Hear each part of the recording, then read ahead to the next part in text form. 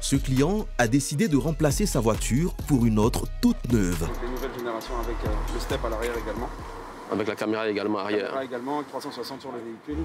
Il a déjà fait les démarches pour acheter ce modèle et aujourd'hui, il doit la tester. Je vous invite à vous installer, on va faire la prise en main du véhicule ensemble. D'accord. On va montrer les différentes options. Merci. Je me permets, je vais faire le tour. D'accord.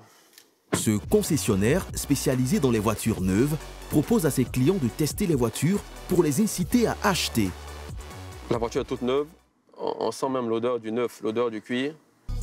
Ce test est une carte marketing très efficace, surtout face aux clients qui avaient des modèles achetés d'occasion. Instinctivement, ils comparent leurs futurs bijoux à leur vieille voiture.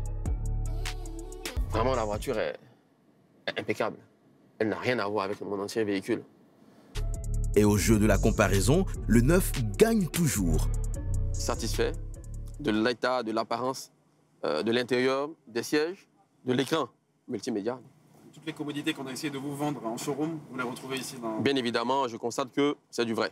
C'est ça aussi la technologie chez Gréto Léaval. Il a suffi de quelques minutes pour que Mohamed Kouyaté soit sous le charme. La voiture a coûté 25 millions de francs CFA, un prix qui ne semble pas l'effrayer.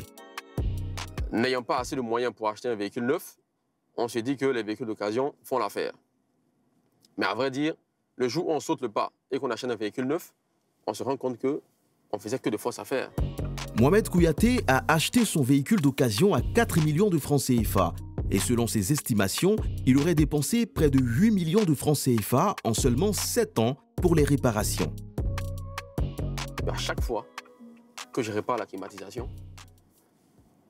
on me dit toujours que papa, la climatisation fonctionne pour 2 jours. On est sûr que dans 2 jours, on n'aura plus de climatisation. Climatisation, amortisseurs, vitres, freins et parfois même le moteur. J'avais une réunion très importante au bureau. Je devais y être au plus tard à 8 h. Et là, je me réveille le matin, je m'apprête, je fais tout. À 6 h 30, je saute dans la voiture. Et là, je mets le contact. La voiture ne démarre pas. J'essaie, je force.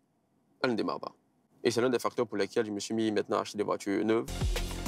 Il profite des nouvelles options de sa future voiture pour vanter sa prochaine acquisition. J'active le Bluetooth du véhicule. J'appelle ma femme. Allô? Oui, tu m'entends? Oui, je t'entends. Tu sais, je suis dans le nouveau véhicule. Ah bon, super.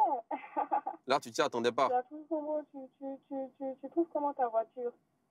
Elle est magnifique. Magnifique. Et là, c'est adieu l'ancien véhicule.